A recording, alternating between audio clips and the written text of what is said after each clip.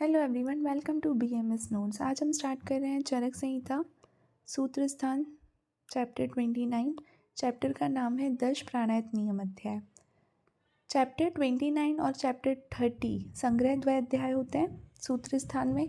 Chapter 29 में हमें चरक संहिता के अर्थों का संग्रह मिलता है और चैप्टर 30 में हमें विषय वस्तु का वर्णन मिलता है। अब यहाँ पर सबसे पहले 10 प्राणायतन बताए हैं। 10 प्राणायतन मतलब 10 ऐसे स्थान जहाँ पर हमारे प्राण अधिष्ठित रहते हैं, जहाँ पर हमारे प्राण होते हैं। उन 10 जगहों को 10 प्राणायतन कहते हैं। अब इसमें 2 शंख प्रदेश आते हैं, 3 मर्म स्थान आते हैं, शिर, हृदय और बस्ती। तो 5 तो ये हो गए, 2 शंख प्रदेश और 3 मर्म स्थान।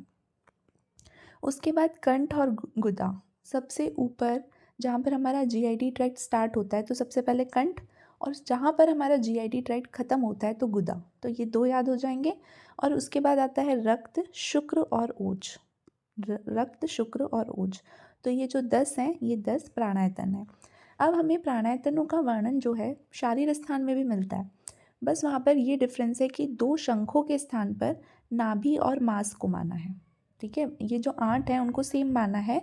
2 शंख जो बताए हैं, जो 2 शंख प्रदेश है उसके स्थान पर नाभि और मांस को माना है। आचार्य वाग्भट जो है वो 8 तो सेम ही मानते हैं, नाभि अब वो मांस के स्थान पर बस जीवा मानते हैं। और जीवा रसबंधीन नाम से लिखा हुआ रहता है बहुत जगहों पर मतलब उसका जीवा रहता है। तो नाभि और जीवा प्लस 8 आचार्य वाग्भट, नाभि, मांस और प्लस 8 आचार्य चरक ने शारीर स्थान में बताया है। और आचार्य चरक ने चैप्टर 29 में सूत्र स्थान में ये वाले 10 प्राणायतन बताए हैं। 2 शंख प्रदेश, 3 मर्म स्थान, कंठ और गुदा, रक्त, शुक्र और ओज। उसके बाद आगे आ जाओ, प्राणाभिसर वैद्य के लक्षण आते हैं यहाँ पे। कौन होता है प्राणाभिसर वैद्य? जो हमारे प्राणों की रक्षा करता है। 10 प्राणायतन है, इंद्रियां, आयुर्वेद का ज्ञान, आत्मा, रोग, इन सबको जो जानने वाला वैद्य होता है उसी को प्राणाभिसर वैद्य कहते हैं।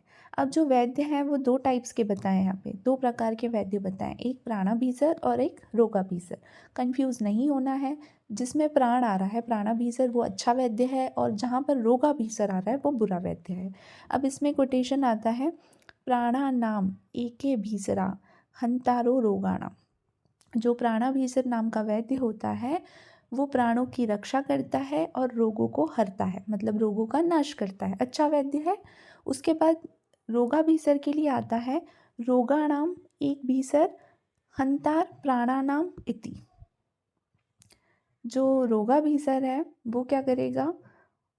रोगों की रक्षा करेगा, मतलब जो रोग हैं उनको बनाए रखेगा, और जो प्राण है उनका नाश करेगा।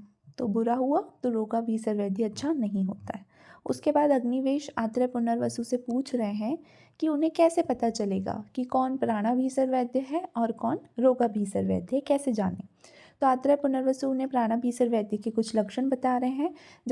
जैसे उत्तम कुल में कोई जन्मा हो, या वैद्य के कुल में ही कोई जन्मा हुआ हो, जो शास्त्र अच्छे से पढ़ता हो, जिसने सारे शास्त्र अच्छे से पढ़े हुए हों, जो शारीरिक, मानसिक और आर्थिक दृष्टि से पवित्र विचार वाला हो, सभी इंद्रियों से युक्त हो, उपद्रवों का तुरंत ही उपचार करना जानता हो, रोगों के निदान, लक्षण, उपशय, उनका शमन करना, ये सारी चीज़ें अच्छे से उसे पता हो, वो प्राणाभिसर वैद्य है। और रोगाभिसर वैद्य कौन होता है? जो प्राणाभिसर से विपरीत होते हैं, ऑपोजिट होंगे, रोगों को बढ़ाएंगे और प्राणों का नाश करेंगे। इसमें एक लाइन आती है, कोटेशन आता है, कंटक भूता लोकस्य।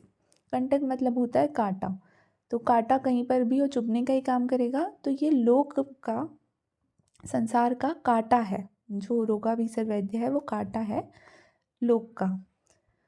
राजाओं के प्रमाद से देश की जनता को लूटते हैं। राजाओं के प्रमाद मतलब अब ये जो भी स्यूडो प्रैक्टिस कर रहे हैं, बिना डिग्री के जो डॉक्टर्स प्रैक्टिस करते हैं, तो उनके पीछे क्या रीज़न है, मतलब कौन रीज़न है? तो गवर्नमेंट रीज़न है। तो वही राजाओं के प्रमाद मतलब वो लोग ध्यान नहीं दे रहे हैं, इस वजह से वो जनता को लूट रहे हैं। उसके बाद आता है, द्विजन सन्निपातम प्रतिभयमीव कांतारम ध्वगा परिहंती दूरात। अब इसका मतलब क्या है? जो विद्वान, अगर जो रोगाभिसर जो वैद्य है अगर वो देख रहा है कि सामने से विद्वान लोग आ रहे हैं जो रियल में अच्छे डॉक्टर्स हैं, अच्छे वैद्य हैं, वो लोग आ रहे हैं, तो उनको देख कर ही बहुत दूर से ही अपनी जो रास्ता है, अपनी जो राह है, उसको बदल लेता है, भाग जाता है। और भी कुछ लक्षण बताए हैं रोगाभीसर वैद्य के लिए आचार्य चरक ने, जैसे कि अगर कहीं पर कोई बीमार है, गांव में किसी को कुछ बीमारी हो गई है, तो बिना बुलाए उनके यहाँ पहुँच जाएंगे। या जो रोगाभीसर जो वैद्य होगा, उसके जो दोस्त होंगे, वो उनके घर पे जाके बोलेंगे कि अरे इस बीमारी को तो सिर्फ यही डॉक्टर ठीक कर सकता है। मतलब इस टाइप के होते हैं रोगाभीसर वैद्य। ठीक है। उसके बाद आता है छद्मचर वैद्य की चिकित्सा का निषेध। जो छद्मचर वैद्य हैं, उनसे चिकित्सा बिल्कुल नहीं करानी चाहिए। क्यों नहीं करानी चाहिए? वित्त सम्मीव संश्रित्य तनि शाकुंतिका द्विजान। इसका मतलब जैसे एक उपमा के थ्रू हमको समझाया है, उपमा मतलब एक एग्जाम्पल देकर हमें समझाया है कि जैसे जो बहेलिया जंगल में जाकर पक्षी बंधन जाल, ठीक है, विंत समीव मतलब होता है पक्षी बंधन, जो जाल होता है वो जाल बिछाकर दाने वाने डालकर बैठ जाता है छाँव में, ताकि चिड़िया आएगी दाना खाने और फिर जो भी फंस गई उस जाल में उसको वो ले जाएगा। तो वैसे ही जो रोगाभीसर वैद्य होते हैं वो भी अच्छे से डॉक्टर के पूरे गेटअप में वेशभूषा पहनकर ऐसी ऐसी बातें करते हैं कि मैं इसको ठीक कर सकता हूँ, मुझे ये आता है, मुझे वो आता है, तो अपनी वाणी के जाल फैलाकर रोगियों को फंसा लेता है। उसके बाद आता है मृत्युश्च अनुचरा। अनुचर मतलब होता है सर्वेंट, नौकर। तो जो रोगाभीसर वैद्य होता है, अगर वो आ रहा है तो उसको देख के ये समझना है कि जो मृत्यु के अनुचर हैं वो लोग आ रहे हैं, मतलब मृत्यु आ रही है लेने के लिए, इस तरीके से। और उसके बाद आता है सर्पास्ते पित्त मारुता।